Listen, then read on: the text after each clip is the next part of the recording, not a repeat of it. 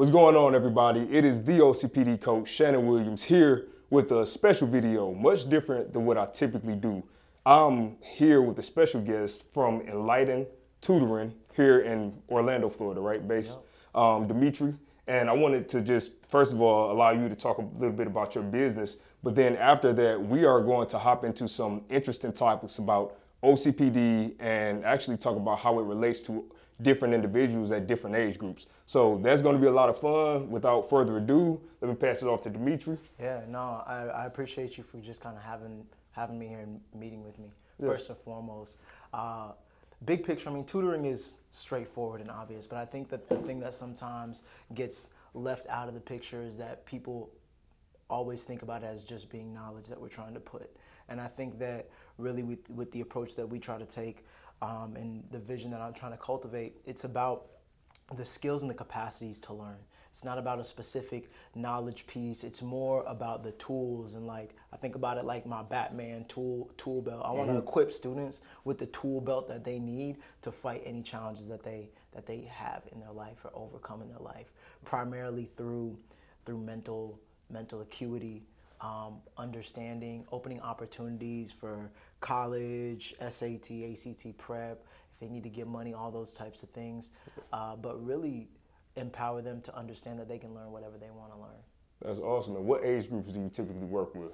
Yeah, typically if like my customer base is like this bell curve, right? I would say the majority, 75% of that bell curve is middle and high school students. Middle and high school, Yeah, okay. primarily high school students.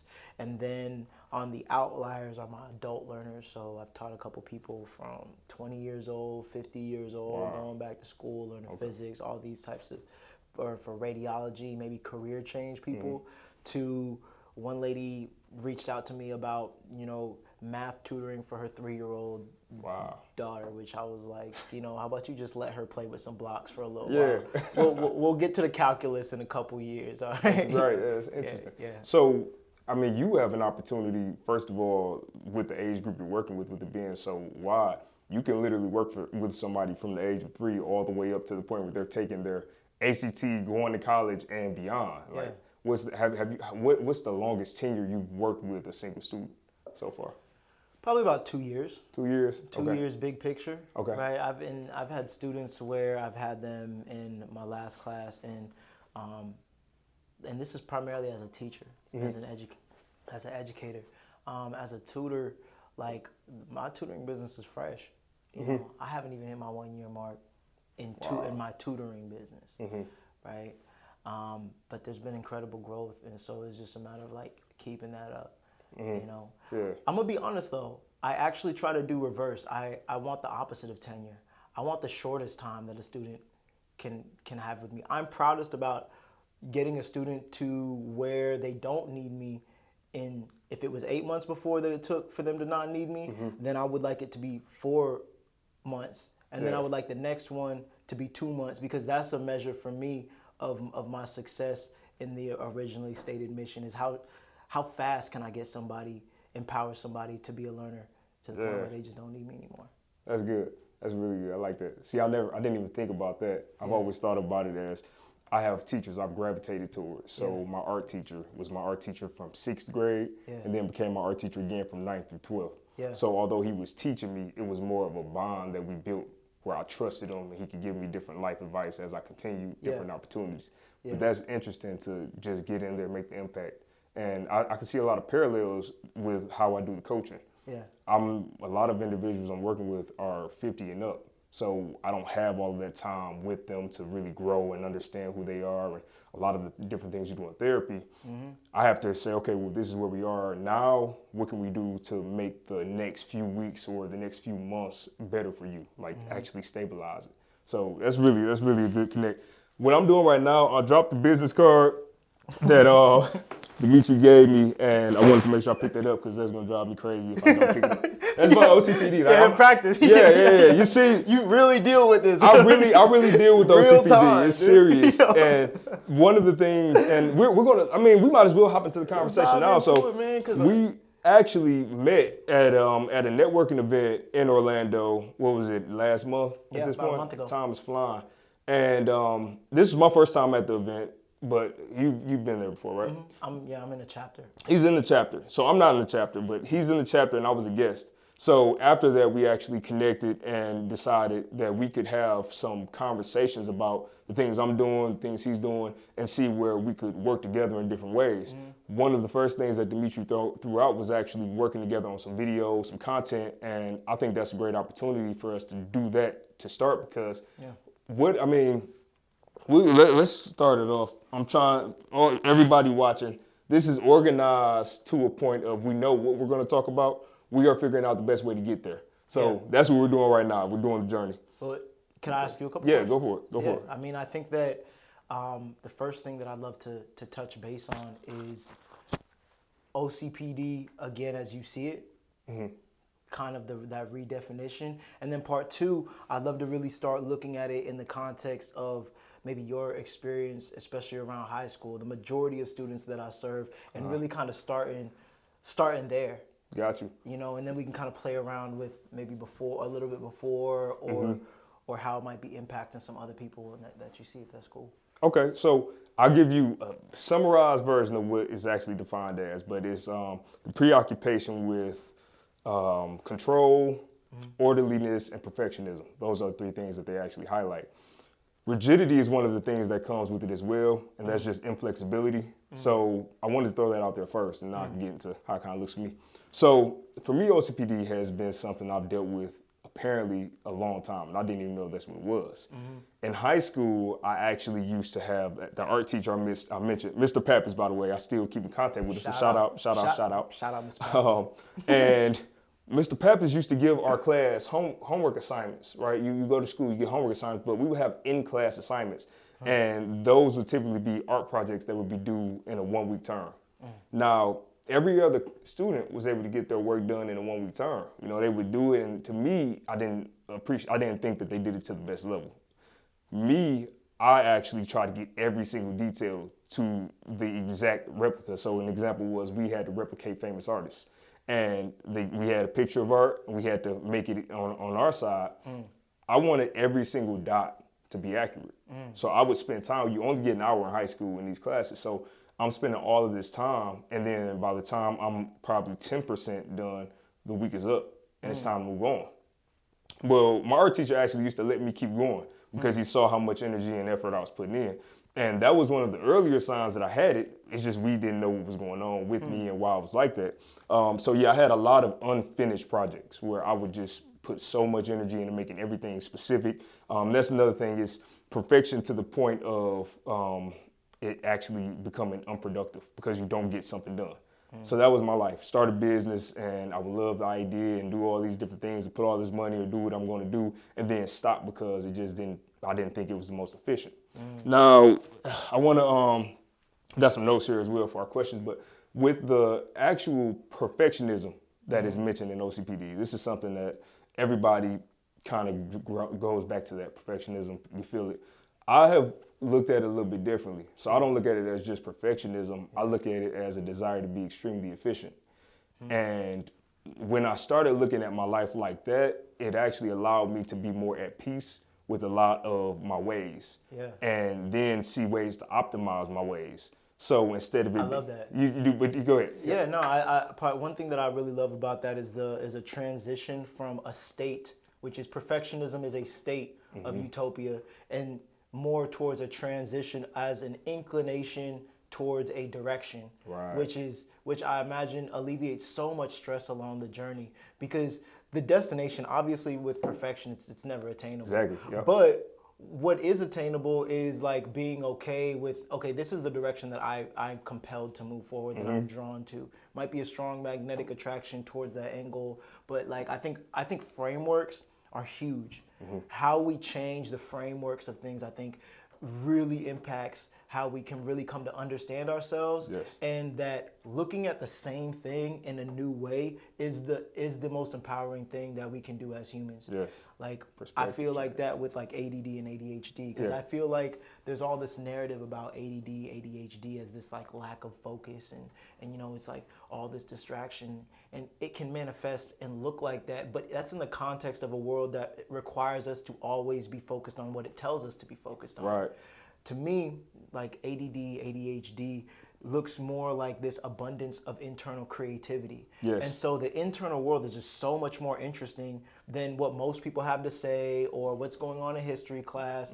And so you're just daydreaming about, you know, an underwater journey into Atlantis or something like that. Like if there's two movies in my mind, I'm watching underwater movie to Atlantis, you know, then what's going on? Now, I have ADHD as well. Okay. So I have ADHD, OCD, and OCPD. So I didn't know I had ADHD or OCPD until last year. Okay. So what you mentioned, that all ties back into it. And I'm going to finish answering your question because I want to make sure I get the details you asked for. But that's one way in high school. The other way was group projects. Think about group projects.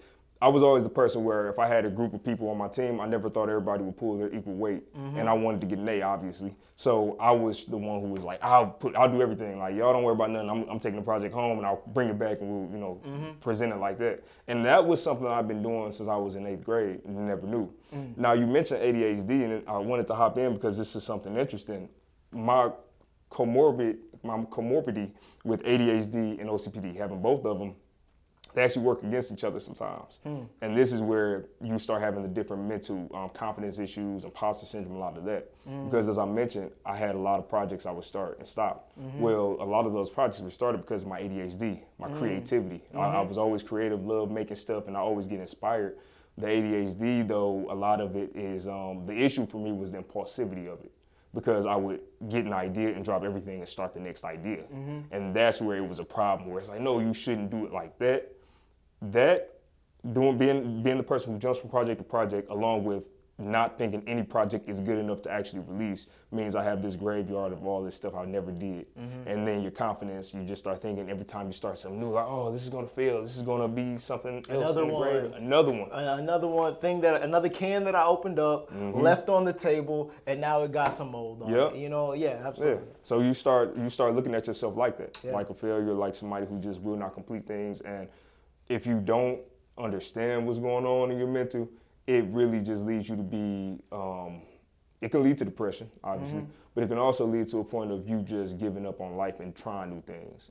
And that's where I didn't want to get. I didn't want to get to the point, I'm like, I'm never trying anything new again. I'll just settle in my job and just do this for the rest of my life and call it a day. So, all right, I hope that answers some of your questions over high school. Can I ask another one? Go for it, yeah. Okay, cool. Yeah, I'm putting this down. These are notes that I know a lot of stuff in my head. We'll definitely jump in. But like, one of the things that's interesting for me, okay, so you're talking about like opening up these projects, right? And then there's, as you mentioned, they work against each other because one is this ignition to start, and one is like is this desire to put the end goal so far away, right? And it's like all these things that I'm starting, but done isn't the next milestone. Right. Done is me going across the world. You know what I mean? It's almost, and that's how I feel like. It's like if the journey is, we have a traveler spirit, right? And we are talking about being a traveler. It's almost like never being able to go all the way around or enjoy the fact that you hit the next country because the next thing is so far away. And one of the things that like I'm kind of curious for is the reconciliation of like, then instead of being crushed and defeated by this, right? The tool or some of the tools to shorten maybe the scope of perfection. Does that make sense? Like, for example, maybe the whole project doesn't have to be perfect, but maybe let me get to this point. Yeah. And let me celebrate a little, like getting to this point as good as I can get to this point. Yes. You know what I mean? And let me just pause there. Like, let me just let that be good enough for the moment, you know? So is your question, what are some of those things that I've, like, what are some of those things? Yeah, because, or like in that moment when it was probably worse, I imagine that you had to make a decision to understand a framework, because clearly you're sitting across from me right now, not having given up into the idea that why even bother? I'm gonna start something that I won't finish. Clearly, you're sitting here with me against that that inclination, right? What transitioned or what gets you out of those thoughts? So it's a combination of things, right? A lot of the ADHD, the impulsivity, I think was based in emotion. I would get excited, like, oh, I need to do this. Yeah. So even though I would be dropping something to go to something else, Yeah. the excitement level of moving to the next project was such that I didn't really feel too bad in the moment. I would say this is something that makes, and then the other thing is, I don't know if you believe in like horoscopes and all that stuff, but I'm a Virgo, and one of the things that they say for Virgos is really analytical and logical. So I would actually convince myself why it made sense to move to the next project before I moved on. So it would make sense. I'm like, well, I can do this faster. I can make more money here. I can do this, and convince myself to the point where once I pivoted, all of the energy I had here was now transferred here. So as far as how I deal with it now, one of the biggest things for me has been religion. So I grew up Christian my whole life, had a stint where I was Muslim and went back to Christianity, but I like to base a lot of my decisions in the Bible now, and I'm starting to get more into the Bible. So a lot of my decision making is this aligned with what God would want me to do? Is this something where I could touch the most amount of people in a positive way, or is it something where I'm just getting money out of it, or is it something, you know, that serves the devil? So I had a lot of projects where they were obviously, they could have made money, but they weren't serving anything positive. They were things that were promoting violence and negativity in the streets, or bad things that I wouldn't even want my son to be exposed to. So a lot of my stuff, I was able to cut off from that and just say, okay, well, now I need to make this decision to go here or go here.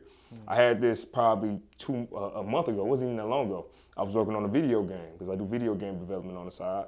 And it was a wrestling game, and I was really excited about it. And it was an action figure thing. It was something nobody ever had and nobody created. And I just kept having these sermons. I would go to church and have these different sermons, and it's like you probably putting too much energy into the wrong things. And I had that moment where I had to understand, if I'm putting so much energy into making the game and then the rest of my energy, well, first of all, working, then making the game and then coaching, I'm giving myself to too many different areas. I need to cut something. So this was a level of maturity that I had to get to understand it's not always about just having fun and doing things you want to do. Sometimes it's about saying, hey, this doesn't make sense. You need to do what you feel you were called to do, or you think you were called to do. And that's what has led me to the coaching.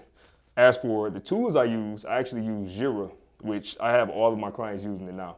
Have you heard of Jira before? Jira? Yep. Oh, yeah, I've heard about it. So that's what I use for managing lives. I use it at work for software engineering, but I use it for my life now. Yeah. And that helped my ADHD tremendously, because now anytime I got new ideas, instead of me thinking I need to jump to it or I'll forget the idea and forget all these cool things and not be able to get that motivation back up, I can put everything I have in my head typed out and say, okay, well, in a few weeks, if I have time to get to it, or, you know, I'm not slammed, I'll do it like that. Yeah. You'll be surprised how many projects I've scrapped because of that. No, I 100% can relate. I use this thing called Notion. I imagine it's pretty much just a flexible, it's like a flexible spreadsheet type thing that you can drop documents, notes, hyperlink, do relations, like the most flexible type of thing. And I imagine Jira is probably a little bit like that if you're able to use it in a multitude of capacities. And I think that it's helped me a lot, because I used to get a lot of anxiety about like ideas that I would forget. Yep. You know what I mean? Or forgetting an idea, because I thought that I always think the idea, when I feel like it's a good idea for me, I get excited about it too.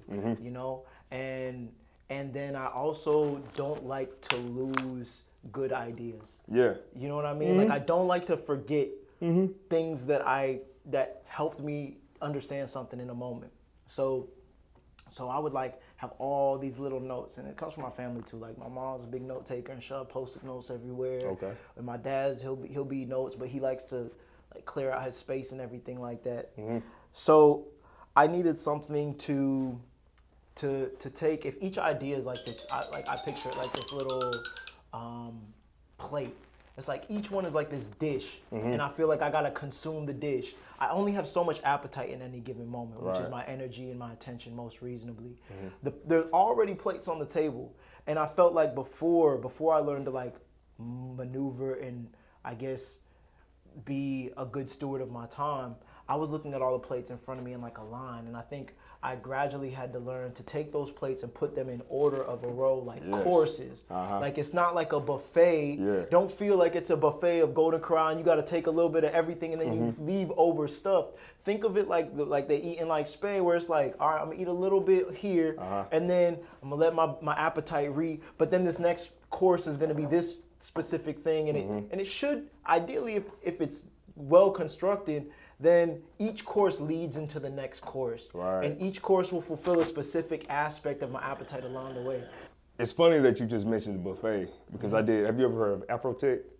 Afrotech. Yeah, it's a Black African American technology conference. It's like they do it once a year. We got Black Orlando Tech here. See, I didn't but know I haven't that. heard of Afrotech. Okay. You would actually like BOT. They're called BOT. Okay, we need to talk about that. Yeah. But Afrotech, they do it once a year. In 2018, they did it in San Francisco. Yeah. I got the opportunity to speak on a panel there, representing the company I was at back then. First off, congratulations. Thank you. It was an honor, man. But one of the things that stood out was your analogy about a buffet, because I literally said that in my speech. And it was before I knew about ADHD or OCPD, and people were saying, because I got into all of my jobs by mistake. I never intended to be any software engineer or what I was doing back then. It just kind of, working. And I told everybody, I said, I like to look at life like a buffet. You go try this, try this, try this, try this. And then when you find what you like, fill your plate with it. And it was just funny that you said the buffet thing, because I'm like, I don't think I've ever heard to this day anybody else mention a buffet and life together. So it's funny because we were on the same page with that. One question is OCPD in relationships. Yes, yes. OCPD in relationships, and then broadly, but I would also like to know if there's any nuances in being a Black man with also on top of that, because I feel like there's aspects of power and control that get misinterpreted or interpreted maybe as sometimes even being more harsh or violent or damaging in some senses, when other people might have a little bit more grace, and it's never meant that way, but simply, so I don't know, sometimes, like I said, certain things can come across as aggressive that was never meant to be such. Yeah. OCPD in relationships broadly though, especially around high school time. Around high school time? Okay. Or what do you see in other people with OCPD in relationships? What advice do people with OCPD need? So it's going to be different between men and women, and everybody has their different cases. I'm actually working with a married couple right now, and the issues they're having are I see a lot of similarities with issues my wife and I were having before I started working on my OCPD. I think a lot of times though, you can get in trouble, you can lose yourself, because you have this desire, as they say, the perfectionism or the hyper efficient, however you want to look at it, of being a spouse or a partner. So you want to be the best boyfriend or girlfriend, and if you don't have an example, because that's another thing with OCPD is indecision.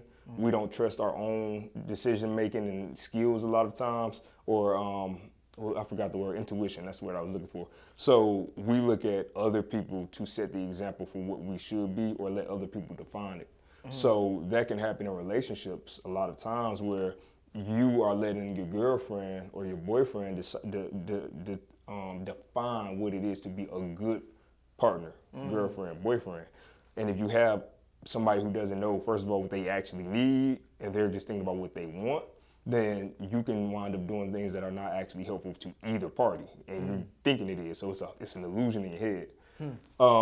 Some examples though of, I'll just talk about marriage now, so you're just getting a little bit older, because this is real relationships now, and your problems become more serious. A lot of times OCPD actually gets worse over time because it's not treated, and you get more, it's the rigidity, you get more set in your ways. So it's best when you catch it young.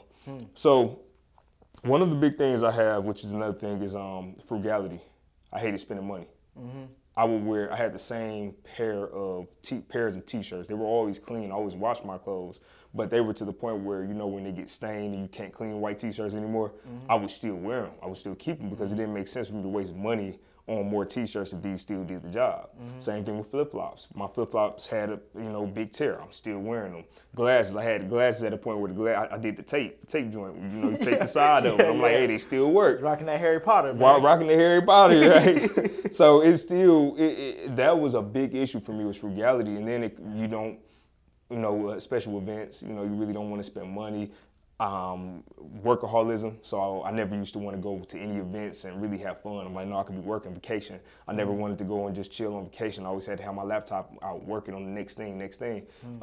So yeah, and then when you have the ADHD and OCPD, so you always have something. It's never where it's like, okay, this is my thing for this year for my birthday and I work, but now I don't have a thing next year. It's like, no, you always have a thing you're doing. So there's never an end in sight. And then comes what I think a lot of the things you mentioned as far as the control aspects kind of form is the expectation of your partner. So I mentioned how it is where when you don't know and you're leaning on somebody else to define it. But I didn't talk about how it is with the person who has OCPD and they're trying to define it for somebody else. Because that is where I think a lot of the disconnect comes. With OCPD, it being egocentric, we look at the world as the issue. Pause. Yeah. Egocentric. Yes. Let's break that word down. So, ego is I got that, but if we could define it for. Yeah. folks. So basically, I'm just my understanding of the word and how I looked it up is this is something where it's an internal thing that you don't know there's something wrong with you. You think it's the world. And the opposite of it, which is ego. I forgot the other one, ego, whatever the other one is. Look it up, Google it. Yeah. But that one. Antonym of egocentric. Right. Another big word. It's another ego, and I'm like, Yeah. I forgot the other one. But the other one is there's something wrong with you. So with OCD, I know that it's not normal how I am. Like I have a thing with jewelry. Yeah. Necklaces, necklaces, bracelets, anything that dangles, I can't do it. I can't touch it, can't be near it. Yeah. And that's my OCD. And I know it's me. And I have like texture things with being wet and lotion. Like I have to wait until my entire body is dry. It's like weird stuff. Yeah. And I know that's my OCD. I know that's not normal. Yeah. With the OCPD, we don't understand that a lot of our things that we're going through, everybody else is not thinking the same way. So that lends to a lot of people, first of all, this is another thing that we're having in the world right now. A lot of people are dealing with OCPD and don't even know. Yeah. And then if somebody else comes and tries to tell them, they're not going to believe it a lot of times because they're like, no, I'm right. Because a lot of stuff, we make it make sense. Do you think the way that even communication and exposure to other viewpoints in maybe today's society, it's probably shrank a little bit. We're probably a little bit more into closer echo chambers due to both the capacity and ease of finding people who think like us, but also the capability of really just being in isolation most of the time and still being able to live. You don't have to go to the grocery store and stuff. Do you think that has like maybe even made it harder or maybe made egocentricism more prevalent? I definitely, with the OCPD, I definitely believe so because the fact that you would need somebody else to probably point the issue out, if you're not around people, you just never know. Yeah, and I imagine you also need people to be around you consistently enough to even get to know what some of those things are or to really actually be able to to observe your patterns. Yeah. I mean, they need to know what you do daily and how you interact with different situations. They would never know that. That's why spouses are typically the ones who could figure it out, or parents, but they also have to have the knowledge of OCPD. So a lot of times people look at OCPD, people who have it, as a-holes because they don't have knowledge of what the disorder is. Like, you'd be surprised how many people where I'm talking to people who don't have OCPD and they're dealing with somebody who does. And their face lights up and they have this sigh of relief where it's like, oh my God, I thought this person was just trying to be mean. And they're having all of these battles that they don't even know they're going through. You get what I'm saying? That's where the spouse is really helpful. So my wife is the reason I even got my diagnosis for OCPD. I was living, and that's the other thing, most people who have it are great at work.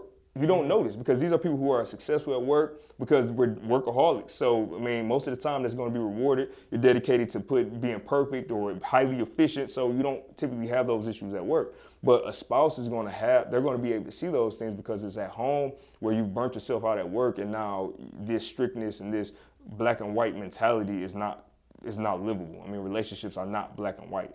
Even I heard this thing, and I think it was Eric Thomas who said it, but they were saying, if you can't really win. I mean, if you're having a disagreement with your wife, a lot of times you can be right or try. Actually, it was Kevin Samuels, I think, but he said you can be actually proving the point, like have the right, answer, but you can still lose the argument. Exactly, because winning might be losing. Exactly. So with that, it's not like a.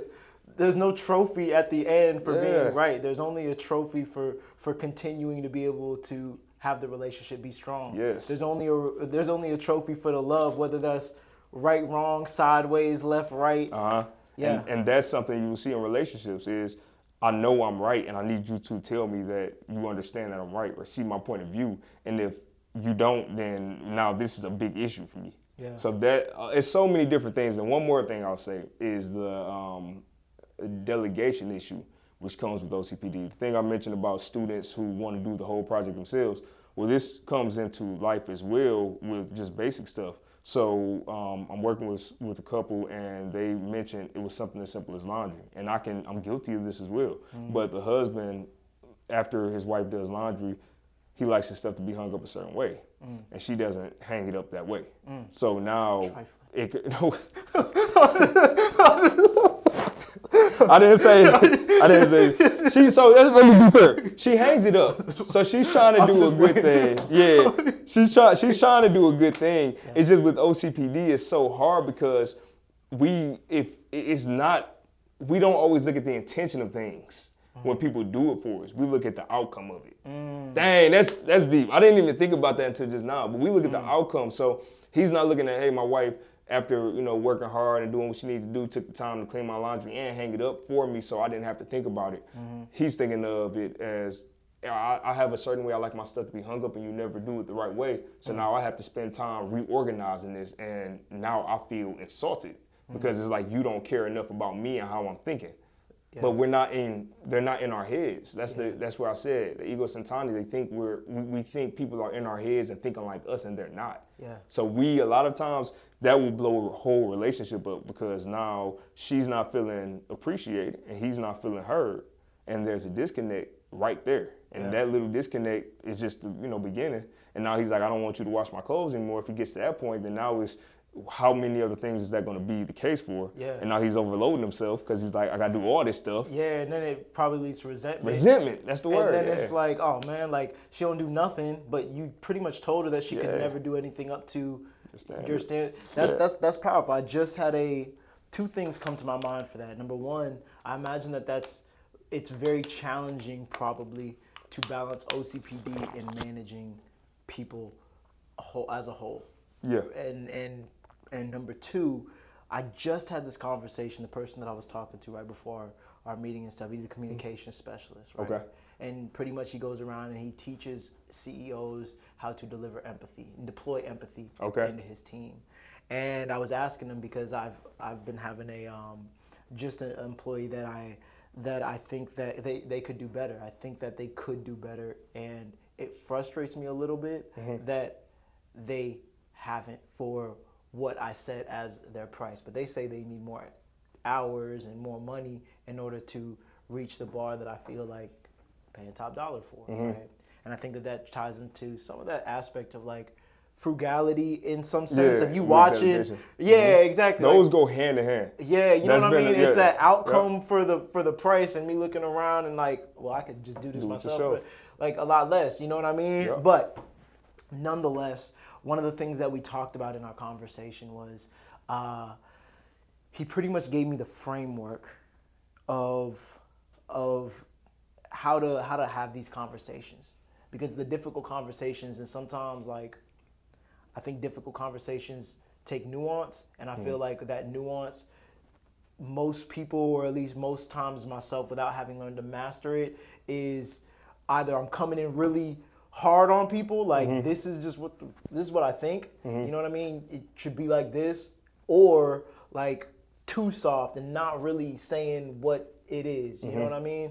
But he pretty much gave me this balance and this framework. He was like, you know what, start off by letting them know that what you appreciate about the certain aspects that they are doing. Because base level effort, if someone takes effort for anything that you do, you can appreciate that.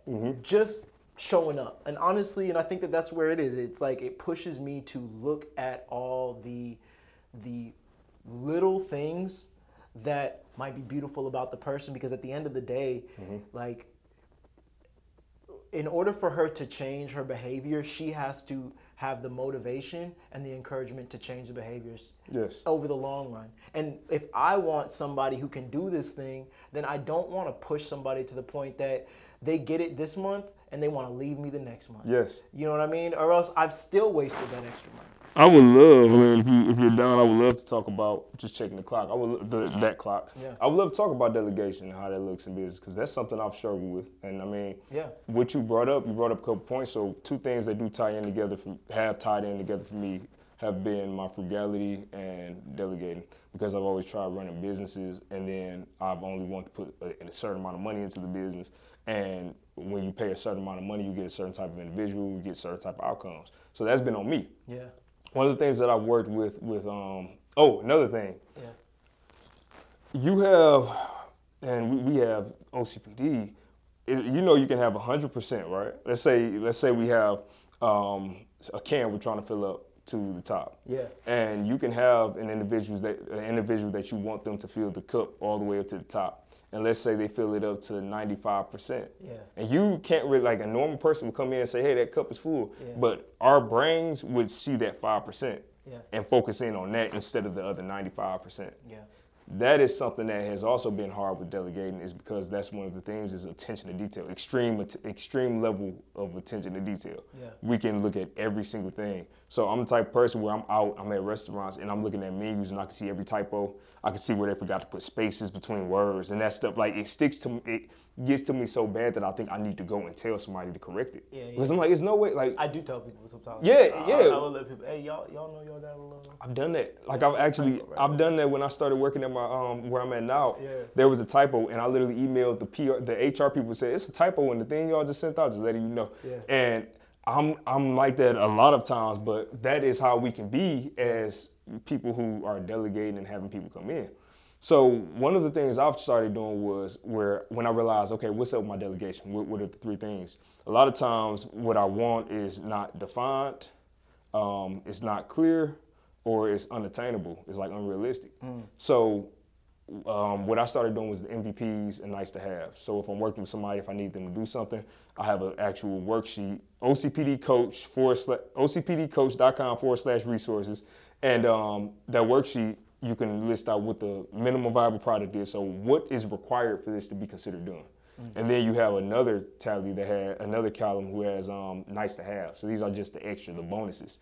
So doing that and actually having clients do this with their spouses or with other people, we would be surprised at how much stuff we are actually expecting from them to do that we are not actually communicating to them clearly. And that was another big issue for me. I had all these things, and I'm like, yeah, I need them to do all this stuff in my head, but I wasn't actually making it clear to them, so they were doing what they thought their definition of done was. Well, I mean, it's tactically, there's a lot of things that I've learned to do regarding this side of things as well. I think that what you mentioned with the MVP, the nice to haves, is great, because I think it also separates the expectations there's the practical aspect of what we're really looking for, and then there's the aesthetic, the stylistic aspects. Yeah. And I think that before defining and separating those things, completion to someone like myself, a little train. Yeah. I'm like, we in California for a minute, thought it was earthquake.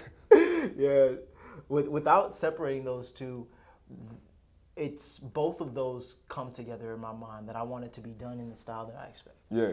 Right. But the only thing that's ever communicated without doing that is I just want this done. You know what I'm saying? Yeah. Like, for example, I wanted one of my employees to send out 100 messages and garner business.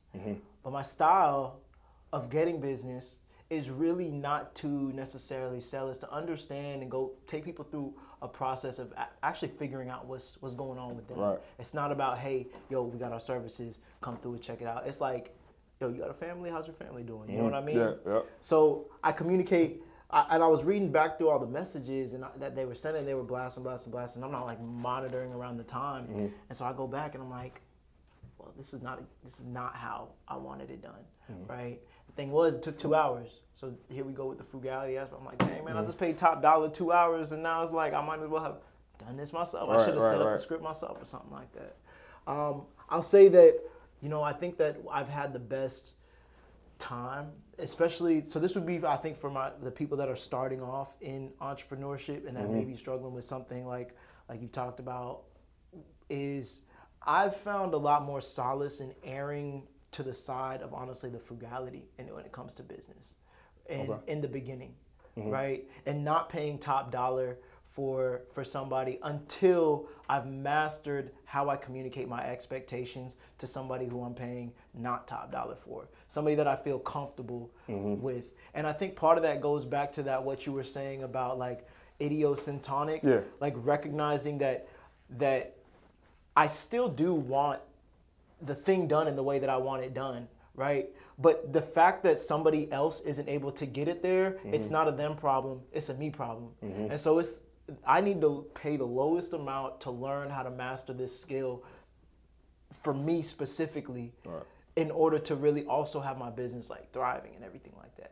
Also, so that the bulk of the money then can probably go towards something like is coaching, as opposed to in paying top dollar for somebody else, or in order to get it done. So that's been something that I've had to learn to go through, because I find when like I outsource labor, or I find other people that can do it, that are looking at it in a way that I can afford, I can reduce the expectations or the frustration along the journey. And I think that's been incredibly helpful for myself personally. That's good. See, I've been like that. I'm still at that phase right now. I'm literally at that flipping point. Yeah. I'm at a point where I've never been with my business ever, where I'm actually paying people to business coaches, actually reaching out to people to do my website. Like I'll be the person, I built my website, built my videos, design my business cards, edit all my stuff, like every single thing about my business I do. And now I'm taking it much more serious, to the point where I'm bringing more people in. Yeah, and you know what? I actually would like to put a little asterisk on what I said, because I feel like for the things that are not repetitive, constantly happening, I would probably pay top dollar to have it up. For example, my website, when you brought up website, I'd be like, that would be probably something that I wouldn't want to pay a little bit to like train somebody in, like the things that are going to last. Once they're done, they're done. Right. Like, and just being smart about what I expect perfection from. Whereas communicating with people is like a daily thing. Like, it's going to have to happen next week, next week.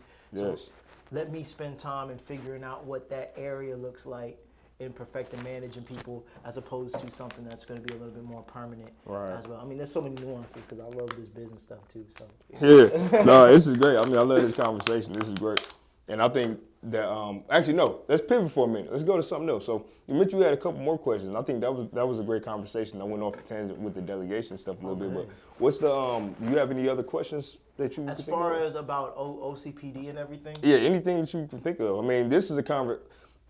We came structured, but I think a lot of times the user, or the viewer, I'm saying user, app talk, the viewer will get a lot more out of us having a conversation naturally and then hitting some of the points. And we've been doing that already. I mean, we've already talked about high school, we talked about work, relationships, OCPD stuff. So I'm willing to talk about anything. I'm transparent, I'm open with this stuff. So any other questions you have, I would love to answer while I'm right here. Yeah, I mean, I don't know.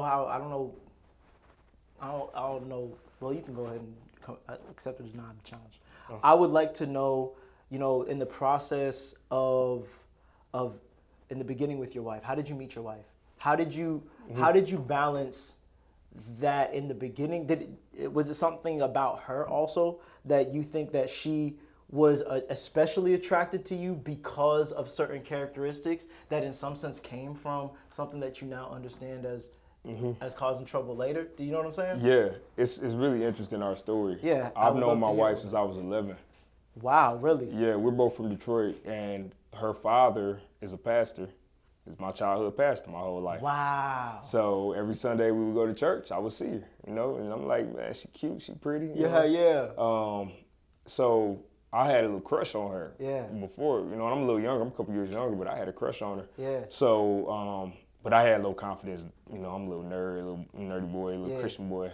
And it wasn't until I turned 14, I got to high school, I started figuring, I actually can grow hair. I've just been shaving it bald because it's easy for me to maintain right now. But I had, waves. Grow hair. Yeah, because it's funny. Oh, man, I'm loud. A lot of people think I'm. Doubt it. I have to say this because a lot of people think like my wife told me, she was like, what if somebody says you're bald here? So like they said like I didn't choose to be bald. Yeah. Like I literally have videos on my YouTube channel where I still had hairline, waves, it was a decision. So I always have to preface that because I don't know if people think I just, was bald, but no.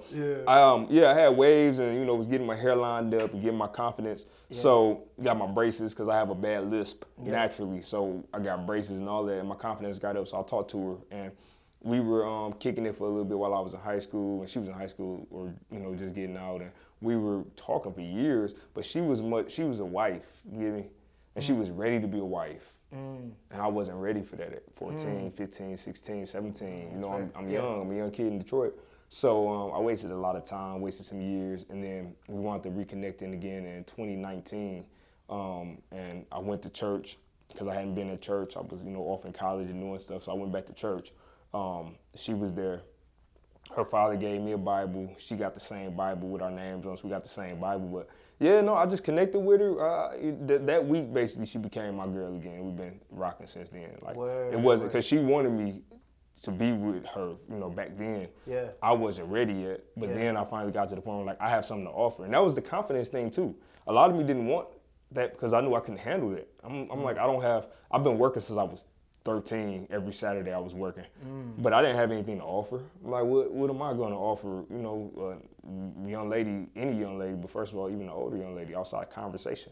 What can I do? I don't have a car. I don't have money for real coming in. So a lot of things I didn't have confidence back then.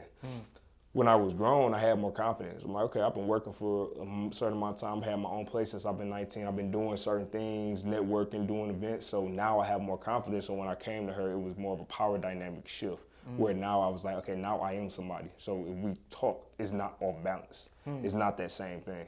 So the other question was the OCPD. So yeah, I think a lot of my traits did attract her because I was hard working. I was always a hard working person, workaholic type of person. Serious, like I'm 28 right now, but I've been I'm maturing, but a lot of my same mindset as far as focusing on money, family, business, I've been like that since I was in high school. I had an ACT learning program when I was 17 that I built. It was called ACT Magic back in Michigan. And I had just built it because one of my teammates, he was a college football teammate and classmate, he was going to U of M and he needed some help, like tutoring with the ACT prep. Bro, come through. So we get that little software tech, man. Collaboration, bro. Yeah, we can do something. But I literally went home and made videos with a green screen, all that, edited the videos, and I was going over the different topics and scores that you would need to get in. And it was such a program that my computer teacher found out about it, told my mom not to tell anybody else about it because they would steal the idea. Because I put this back. You remember this is back in the day when we were burning discs. Yeah, no, this was the OG Khan Academy. Yes, this is the OG. Yes, exactly. This is the OG. So I have the originator, bro. People think it's Sal Khan. No, OG Khan Academy. We were doing this in high school in Detroit, man, because most people were selling drugs in high school. I had an interesting situation. My pops was gone. He got locked up for 10 years. My step-pops, the one who I was living at home with. My real pops was actually in my life. But he was gone, and I seen how he got there. Like, I seen the whole situation. And this is another thing that I think developed my OCPD was I was seeing mistakes other people would make or things they would do. And I would see the implications of it all. Like, I would see the side effects of everything. Like, I was there. So, I have a little sister that's born the year he goes away. And my mom is, we kind of struggling. It's really a struggle. The heat's off during the wintertime, so we have to leave the oven. Man, it's crazy I'm talking about this, but we had a kitchen stove. Open the kitchen stove to get the heat in the house.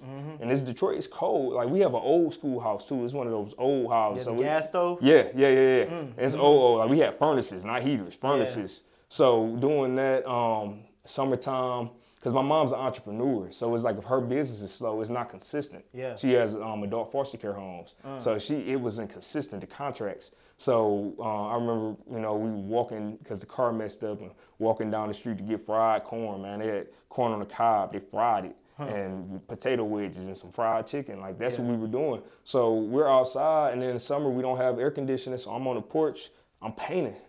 You know, but this for me was stressful because I was a creator. I love playing video games and creating stuff in them, and I couldn't do that because we didn't have, the internet. We didn't have any of that stuff. We didn't have the TV going for a minute. So these were times where I remember us pinching pennies, like for real. Like, money was not just easy to come by, but we came from a life where we did have money. So it was a whole, culture shock. They had the Benz, they had the nice homes, but the money was gone. It dried up. It got spent. So a lot of that stuff, even growing up, my grandfather, man, I grew up with my grandfather and my grandmother for probably like the first 3 or 4 years because my mom was doing nursing school and working. So they would pick me up from school afterwards. She would feed me, watch the Space Jam. They lived right next door. So I just go to their home. And my granddad always was like, waste makes haste and telling me about saving money and all of that stuff. So a lot of these different tendencies that I have started young. I don't even remember where I was going with that, but basically, you asked about my wife. We were talking, which I think this is a good little jumping off point for me because one of the main final questions that I kind of have for you personally is it all okay? Do you know what I mean? I think that for me, I sometimes have a trouble with the disability aspect of how I feel like we interpret these types of things in our lives. Like it's like a bad thing, you know what I mean? Everything's like bad, or it's a disorder, or it's the same thing. And that's why I had to change my perspective on ADHD, because to me it's like what if there just needs to be the right avenues? For me, I love working. I love my work, you know what I mean? And I feel like people have this idea like balance everything always has to be perfectly balanced. Everything always has to be look like an even split of everybody's life has to look like the same pie. It's got to be half, a quarter this, a quarter that, a quarter that, and a quarter that. And I just feel like it's false. I don't know. I just feel like there's sometimes the real goal is not to lose these aspects. It's about harnessing them and sharpening them to be useful in your life. And I think that the fact that we have people in this world that are hyper ordered, that are hyper creative, maybe that leads to distraction, but the distraction is the training aspect of it, right? The way that you might overjudge somebody, that's a framework and training aspect of it. You know what I mean? But sometimes the thing itself might not be bad necessarily. You know what I mean? Do you coach people out of OCPD? No. That's kind of what I asked. That's one of the biggest things I try to stress on my channel. First of all, I'm not a therapist, so it's only so much I could do anyways with fixing somebody. What I do is I actually try to focus on your strengths and help you use the strengths of your OCPD to improve the quality of life that you live. And that's what I feel like is the whole goal. That should be. I think that should be the goal, absolutely. I think that fix, and I think the fact that fix is oftentimes, I believe, how we talk about people that are right outside what we consider to be the norm, right? I think it's I feel like sometimes we have a wrong approach, and I see this with sometimes the way that parents, I deal with parents that have a lot of kids who have ADD, ADHD, and they're focused, and I understand their concerns sometimes about their kids not being able to excel in school, or they get a failing grade. However, I also recognize that kids want to play, and once again, they have a creativity within them. And maybe it's also not the kid's problem that they're failing a grade if 8 hours a day is meant to have a second grader sitting in a chair, listening to somebody speak, or sitting to read when they just want to play around with their friends or something like that. And you know what I mean? I feel like sometimes... Yeah, you're touching on some good stuff. I want to touch on two things you said. So first of all, the original question you asked about, is it okay? Yeah. My wife and I had this conversation yesterday with my mom doing the adult foster care homes. I was around actual strong disorders like schizophrenia. And I told her, I'm like, have you ever seen somebody, sitting there with a helmet so they don't hurt themselves, just sitting on the couch repeating the same word over and over again. But they can talk to you. They can remember your name. They can remember your birthday. They can remember every single detail about you if you told them one time. It's the craziest thing. And I said a lot of us, because she was asking about the stigma about OCPD and ADHD, because I'm proud. Like I don't hide that I'm the OCPD coach, not just because I work with people who have OCPD traits, but because I have OCPD. And that's like, that has helped shape my life. It isn't my identity, but it's helped shape my life. What I think is it's okay, first of all. You have to figure out where is it impacting your life. And those are the areas that you just need to improve, because they call it a disability, but if you just take that outside of the context of science and all of that, how is it disabling you in your life? Like, what is it actually disabling?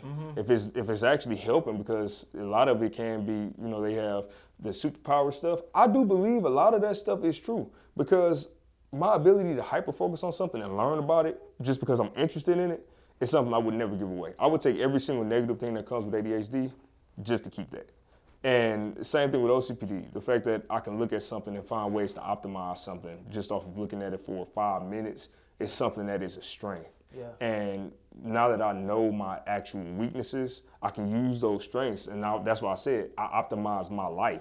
Like, I looked at my life and said, Shannon, if you're having issues here, you don't like spending money, you don't like this, you don't like that, how can you convince yourself that it's okay? Yeah. With the money, I said, okay, well, if it's something that benefits me in a business sense, like this watch, I never would have bought this. I don't buy jewelry. I don't do any of that. I don't buy clothes and stuff. But I said it improves my business presence when I'm going around people. I can be taken more serious. Yeah. The ball head, I'm like, that's something where it's efficient for me. I don't have to keep paying. Put me on game about this watch thing, bro. What's up? No, this is not an expensive watch. How many deals you closed with that watch on your wrist? Well, no, I just got this. Oh, okay. I just got this. But it's when you enter a new tax bracket with that watch on, yeah, holla at me. Like, I got you. Invite me to the yacht. You know what I'm saying? And that's the plan, is looking more the part that I am, because I was the part that I was a part. I was making a certain amount of money. I am making a certain amount of money doing certain things, but I never looked it.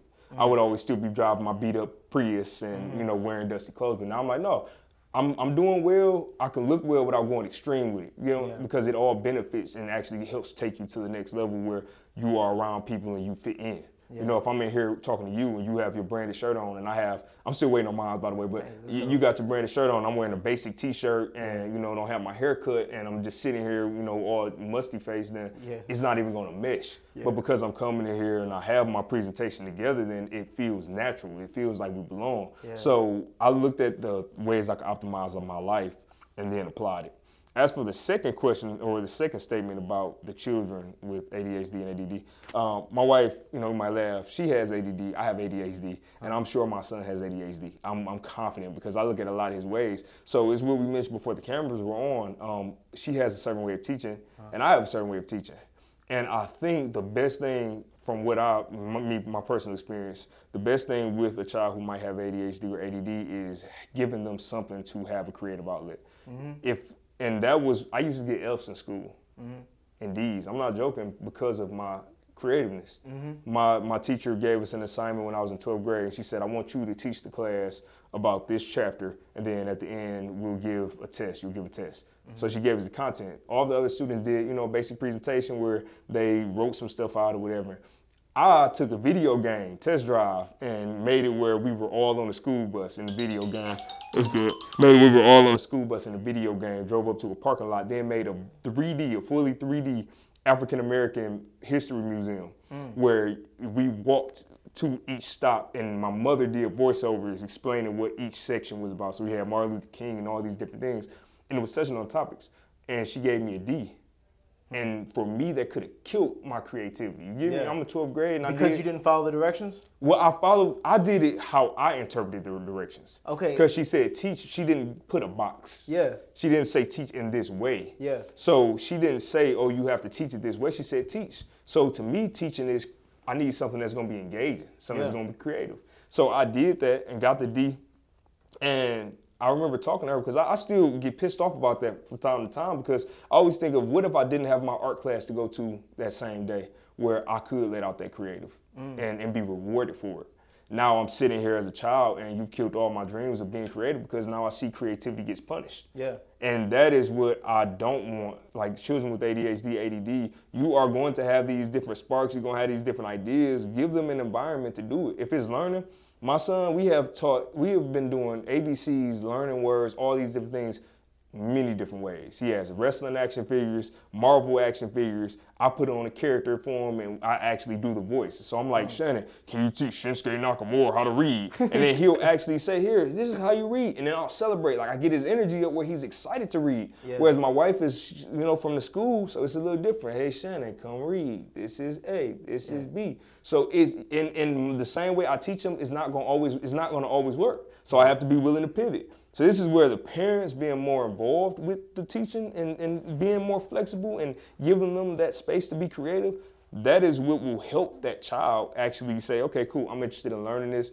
And once the child is interested in learning, then I think it's easier for you to get them past that point. But all right, so we've been having a great discussion. We are actually considering changing the environment up a little bit and moving out of this collaboration room into more of the open work zone, workspace, whatever you want to call it. So give me a few and we're going to check it out. Yeah, let's go ahead and run it over there.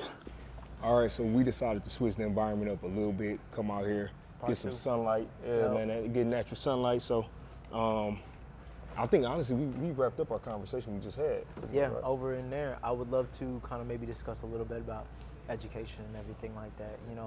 Maybe some of your aspirations for education, and if you have any questions for me as well. Okay. We can go over that.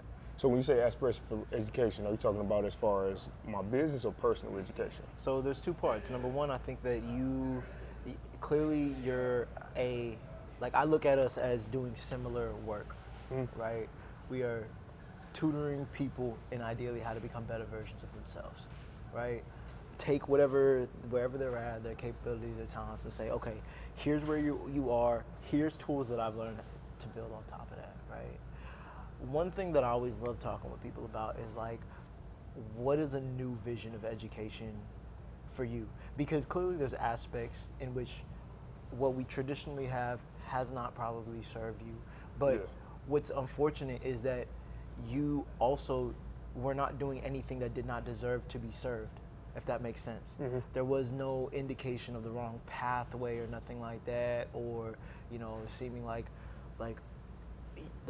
you're causing problems to other people. No, it's simply that your way of being did not check at what everybody else wanted, but it seems like the problem was going above and beyond. Right. And what would be the vision of education? You're doing homeschooling right now, right? Yep. So for example, I think that homeschooling is an incredible opportunity in 2024, particularly with all the tools that we have, right? I still think that there's a valid case for public education because not everyone's home is a conducive environment to schooling, right? Yeah. You know what I mean? But yeah, if what would you hope for education if education was your child broadly? What would you hope that it do in this world? That's an amazing question. So let me think for 1 second. Education is my child. What would I do? My idea is so wacky sometimes, so it's a little different, but so I would start with a general creativity class once a day actually, so an hour a day. And I was trying to think when I would start it from. I would start it from probably first grade actually, because I think you are most imaginative. And I mean, creativity, imagination, whatever it is. But I think it should be a free-form creative class where if you want to write songs, write books, write movies, like actually just let students be creative. Yeah. That would be ideal for me. I mean, I wouldn't even shake up everything. I would start there. Yeah. And the reason I said that is because I went to a high school that was kind of new. Yeah. And I'm kind of whispering, so hopefully everybody can hear me, but I went to a high school that was kind of new. I did every single art class they had to the point where 12th grade, they made art classes for me to take because I did everything else. Wow. So it was so new that my classes were photography. The thing with me, I've never been satisfied with everything that is just at school. My creativity goes more crazy when I'm at home in my space. And I started to do 3D modeling. I was doing tattoos, like website design. I would do stuff and then bring it to my art teacher. He would be like, how did you? I'm like, I don't know, I just made it. I just learned how to do it. So I used to look forward to that. That's what got me through high school, really was that. And every day I just wanted to do something else creative. I think a lot of, you know, we grow up and the first thing that we kind of gravitate towards is sports. They have basketball, you know, gyms in every school, and physical activity is important, obviously. But what are we doing for the mind to say, okay, well, when these children are not trying to play basketball or football and they're doing good in class, where else can we have them? Like, what else can we have them doing? Yeah. I honestly wouldn't be surprised if you started having, you know, kids coming up with these $1 billion ideas by the time they're in 7th and 8th grade because they've had time to think and process and collaborate. Like, it's another thing that you can do is collaborate with other people who have similar interests. Give them the technology, get the laptops that have the software that they need, and allow the parents to just, whatever it is, chip in, you know, add additional software if they're interested in doing it. So if my child is interested in 3D modeling and Blender is a free option, then that's something that the school could actually put on the laptops. So I don't know. I like to start incremental with stuff instead of big radical changes, and I think that would be ideal. One more thing. 12th grade year I would change. I would scrap it all. I would actually make that a shadow year, where every single week you get to shadow a different business area of a job, of a company. So that way by the time we get to college, we're not wasting all this student loan debt, hoping we like a job, when we don't even know what jobs do. Most of it, like, I think I switched my major, and this probably was just ADHD and not knowing if I was making the right decision with OCPD. No, 6 times. I don't think so. I have a family that came to me. We talked this morning, and she said, you know, my daughter, she has high expectations for herself. She doesn't know what she wants to do in this life. And I told the mother, like, it is ludicrous that we have this idea that a high schooler who's only ever studied about 5% of what actually exists in this world that people are actually making money from to decide and have any idea what they want to do. They've never seen law, but most people want to be lawyers. They want to be doctors, but most people have never, you know, maybe bandaged up with anything, right? They want to be, they could be entrepreneurs, they could be, they That's could 3 that I switched from, so okay. I swear, in order. Entrepreneurs, right? Engineer, never engineer. You know what I'm saying? And it's like, and yet then high school seniors feel all this pressure to go in having decided across a myriad of things that they've never even know and that they don't have no idea. It's like, it's probably like going to Cheesecake Factory, you know what I mean? Because Cheesecake Factory got like 100 different options. And it's a first time at Cheesecake Factory, and you got no idea what any of them taste like.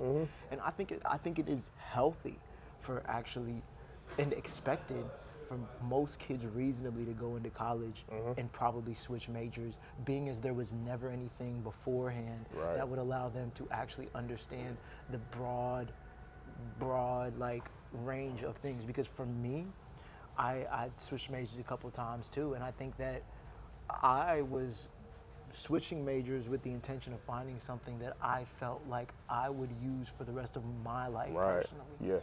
You know what I mean? For me, that was philosophy and religious studies. Like, I went from civil and environmental engineering to economics to philosophy and religious studies because it allowed me to, it kept my interest, you know? And those were areas that I always felt like I was going to do. That's another thing that puts pressure on freshmen in colleges. Fear of missing out on a major. I mean, you think about doctors and nursing degrees or these different degree programs where you have to have certain prerequisites to even be eligible for the program. So you don't have that first year to really play. You have to figure out what you want to do if you want to go into those programs. That was another thing that got to me. So that was when I did either having them shadow. If that is too unreasonable though, I think that's where you start using virtual reality. Some of that newer stuff. I mean, we can have people working at these companies do one day in the life of this in VR, and then have the students do that, you know, where they can get the experience of what it looks like. Because when I heard doctor, lawyer, all I thought about was money and these different professions. I didn't know. Go ahead. Well, I think that that's what most people focus on prior to actually getting into the college. When most families, I feel like, talk about the professions that they want to cultivate in their students, most families, I feel like, do it around the question of money. And I feel like the opportunity, the way that the world has changed and shifted, especially now, is that those are not, number one, I think, the professions that are going to get you the most big picture in 2024. I think the thing that's going to get people the most money or anything or success, or if materialistic success, is the thing that they can do better than anybody else, and that they feel comfortable and confident speaking about and putting out and owning. And I think that whatever that is, there's probably a person out there right now that's the best at loving plush dolls or something like that, that's making 10 times more than most doctors. You know what I mean? Like, I see these kid YouTube channels or something, like, it's bananas. It's like really bananas what opportunity people have to make a life of their own. Now, I do think that big picture, we all got to find this balance of not only the things that we love, but also the things that the world needs of us in order to actually bring out some value. Like it feels like some professions, everybody wants to do it, but what's the need? You know, like I love music, man. I love being a musical person, and I think for a while, I wanted to be a musician. You know what I mean? However, over time, I ended up learning that the world needed me to be an educator first. And this is where also that, like, going from buffet to courses has helped me out and just pace myself out through life. Like, let me not feel like I have to either cut something out or it's no longer a part of me, but rather maybe some things can be dormant and I can put that into wintertime for a moment. You know, let me just put that on sleep mode. You know what I mean? Put it in my inventory. Got to stock that 99. You know what I mean? If I need to use it on the next mission, I can use it on the next mission. I'm exactly right there right now.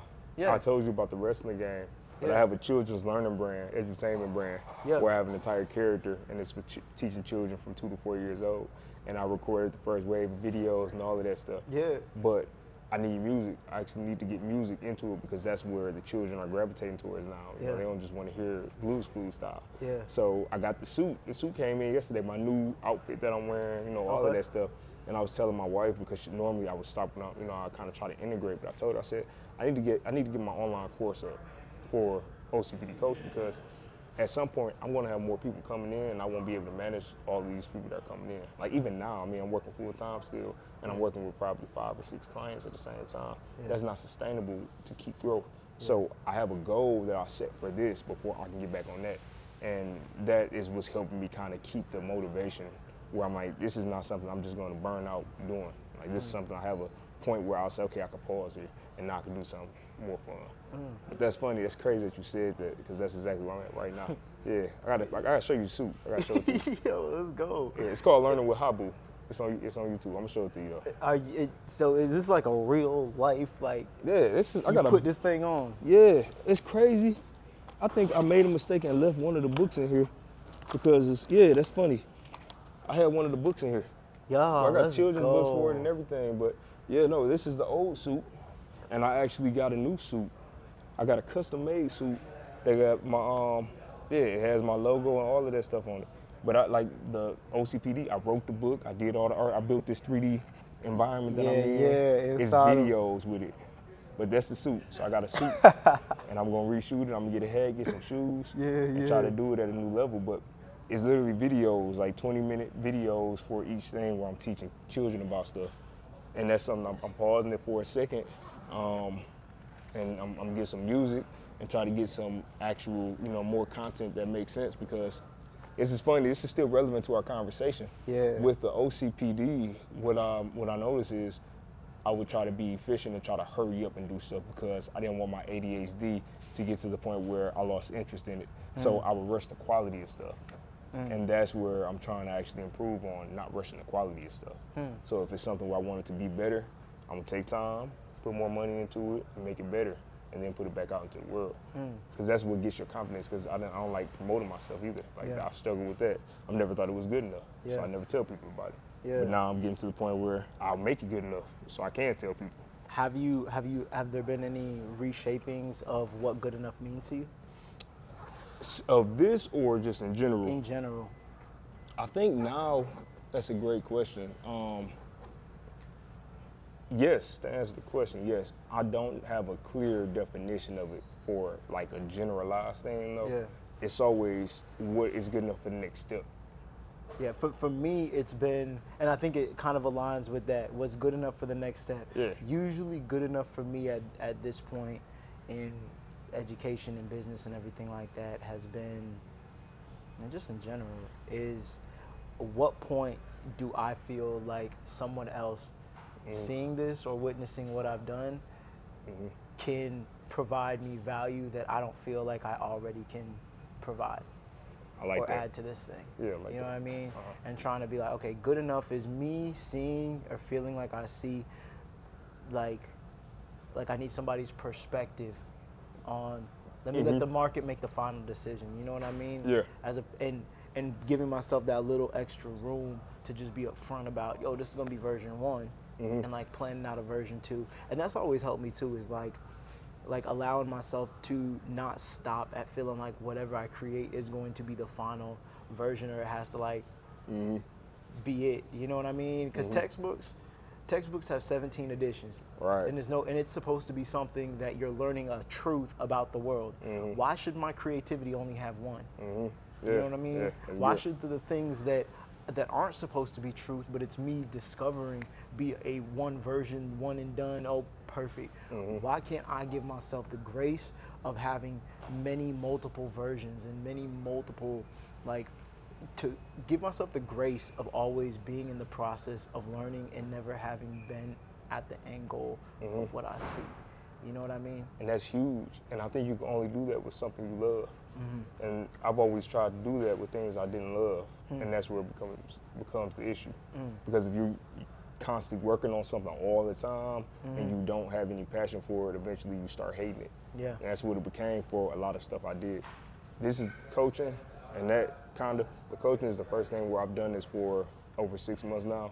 And I still love it more today than I did back then, because I see that intrinsic value when you talk to somebody and you get them to relate to you, or you get to teach them something, or you help them. Like, that is what keeps me going with this. But what you mentioned about the additions, I need to do that for this, and I definitely have a different criteria in my head for what that looks like before I start telling people. So now I do tell people, like I told you, never would have done that before. I never would have said it. I never would have told you anything about it. But now, I'm like, I mean, we're in a conversation. It was on topic. So here, this is something I'm doing. Yeah. But it's definitely just getting more comfortable with saying, hey, you know, one more thing. My expectations for myself are becoming more realistic. You see, I started software engineering, and I wanted to be Apple by myself with limited budget. And then I became part of a team, and I started realizing even these giant companies are sending out bugs. Facebook has bugs, Twitter has bugs, but I wanted to build bugless stuff. I wanted to build perfect stuff, so I had all of that pressure on me. And even with this, I emulated Blue's Clues for this. I watched Blue's Clues, I'm like, oh, I can do that. I can make, And then I had to pull it back and say, well, why not just start at learning content, here, where people can understand what the content is, and then you evolve, because then I'll create my own wave anyways, and not be trying to be a $1 million recording. When I saw behind the scenes of Blue's Clues, I was shocked. I was like, I never knew it took all of this, team of over 50 people to do all of this stuff. So that has been the thing that's helped me even more now, is being more realistic with myself and setting different expectations. So yeah, this has been a good conversation, y'all. It's like 2 hours of just unbridled content. So I'm hoping y'all enjoying it and getting something out of it. So I know you got some clients coming up. Yeah, I got some clients right here.